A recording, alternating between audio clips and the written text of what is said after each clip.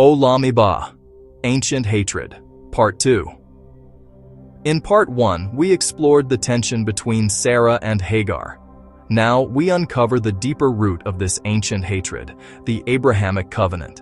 This divine promise of land, nationhood, and blessing became the coveted prize, setting the stage for generations of conflict.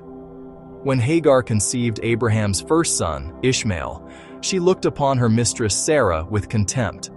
Sarah, feeling despised, grew bitter.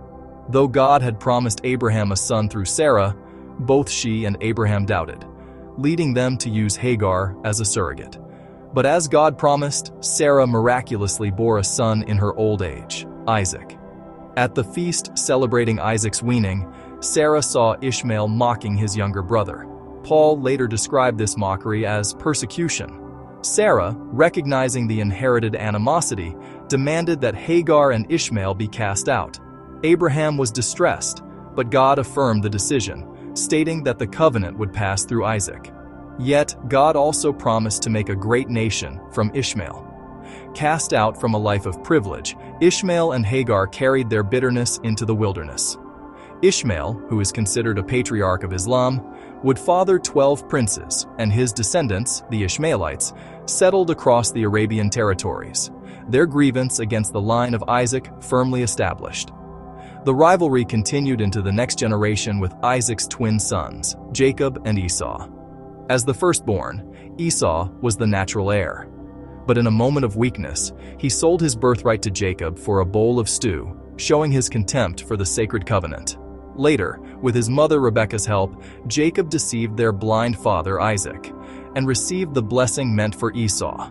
The blessing confirmed Jacob as master over his brethren. When Esau discovered the deception, he was filled with a bitter hatred and vowed to kill his brother. Genesis 27:41 says, "So Esau hated Jacob because of the blessing with which his father blessed him. He then left and married into the clan of his uncle Ishmael, merging his grievance with the existing hostility. From Jacob came the nation of Israel. From Esau came the nation of Edom, modern-day southern Jordan. The battle lines were drawn deeper. The conflict soon engulfed the entire region. Abraham's nephew Lot had settled east of the Jordan River. From his incestuous relations with his daughters came two sons, Moab and Ammon. Their descendants founded the nations of Moab and Ammon in what is now central and northern Jordan. Surrounded by the descendants of Ishmael and Esau, the children of Israel now faced hostility from their cousins, the Moabites and Ammonites, often over disputes for the Promised Land. This ancient hatred, or Olam Iba, even spread to the Philistines in Gaza, who, as Ezekiel 25 states, took vengeance with a spiteful heart, to destroy because of the old hatred. To this day, the conflict between Arab and Jew echoes these ancient family rivalries.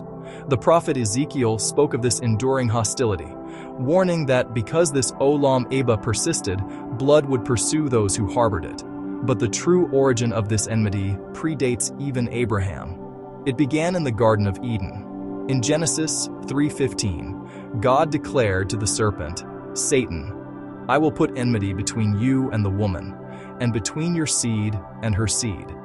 This prophecy foretold a cosmic struggle between the forces of Satan and the people of God, centered on the promised Messiah who would come through the line of Abraham, Isaac, and Jacob. Satan's hatred for God's chosen people is the ultimate source of the ancient hatred that has plagued humanity for millennia. For a deeper dive, follow the link in the description below. Maranatha.